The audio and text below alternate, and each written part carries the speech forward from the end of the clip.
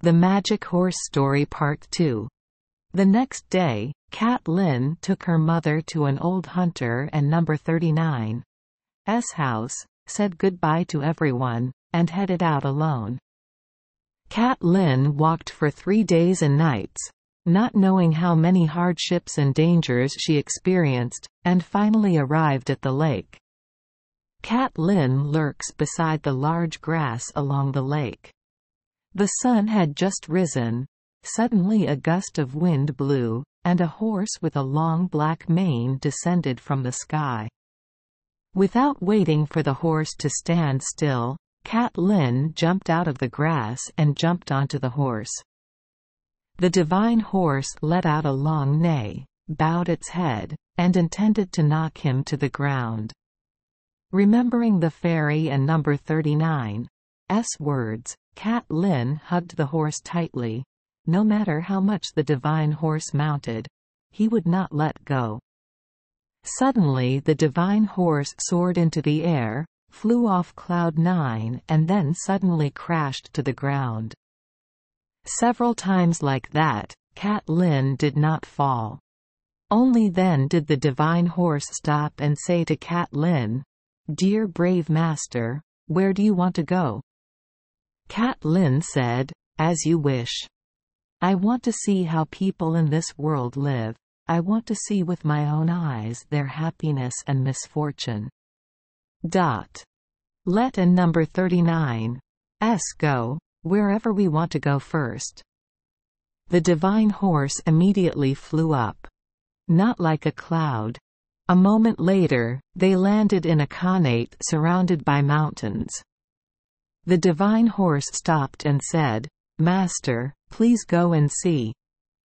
Whenever you need me, just call and I will come right away." Cat Lin got off her horse and walked straight ahead alone. He saw many people lying outside the tent. An old woman was raising her hands to catch urine to drink. He curiously stepped forward and asked, "Grandma, what happened?" The old lady looked at him blankly, shook her head in pain and said, "Stranger, Don and number 39's, you know that we are about to die of thirst here?" Cat Lin asked in fear, "Please tell me clearly what unfortunate thing happened here. Please help." The old lady sighed, "I can and number 39's help. Look, at the foot of the western mountain there is a stream, right? Next to it there is also a lake. That lake is our source of life. Who would have thought that a few days ago, a python would come from somewhere, and today it has eaten several people. No one dares to come get water anymore." The old lady cried again. Cat Lin angrily said, "Let me go. Look, what can it do?" he said as he carried a large wooden box and walked away. The old woman quickly stood up, intending to hold him back, but there was no time. He was exhausted and fell to the ground, covering his face with both hands and crying bitterly. Cat Lin walked quickly to the foot of the western mountain, and sure enough, she saw a large python lying curled up at the foot of the mountain, quietly looking at Cat Lin. Cat Lin dutifully filled the bucket with water and then returned to the old woman, happily shouting, "The water is here, everyone is drinking again." Everyone immediately gathered around, each person took a sip, and soon they drank the entire bucket. Water. This news spread very quickly. Wow! Young, old, small, near and far, all came running like the wind to ask for water. But there wasn't an #39's drop of water left in the bucket. Looking at the man and number 39's pale, sad face, Cat Lin felt a burning heat in her heart, so she immediately picked up the box and ran to the lake shore. The python slightly moved its heavy body, glaring with blood-red eyes, hissing softly. Cat Lin filled a bucket of water and brought it home. As if nothing happened. The second bucket of water also dried up in the blink of an eye. At this time, people were coming in large numbers from all sides. Even the Khan came on horseback. Cat Lin said to everyone, "To let everyone have peace, I would like to go kill this python that is harming people." As soon as Cat Lin reached the lake, the python angrily said, twice I turned a blind eye to him. "Man, what are you doing here now?" "Very well, this time I will swallow you alive." Having said that, the python opened its mouth as big as a basin of blood and spewed out a strong stream of black smoke.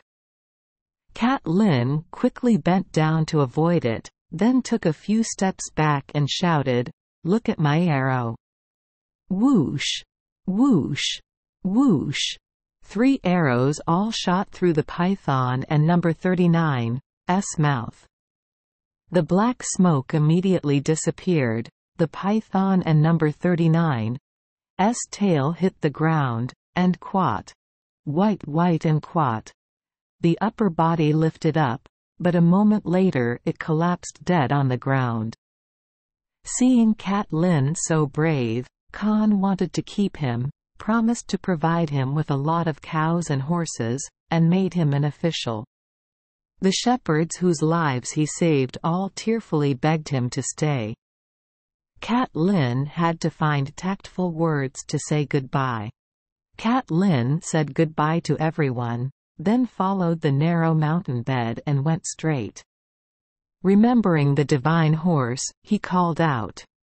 The divine horse immediately flew down from the sky, kindly before him. Cat Lin rode on the back of the divine horse and flew into the air.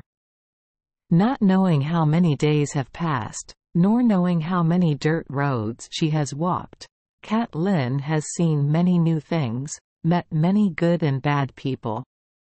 Finally, he arrived in a strange country.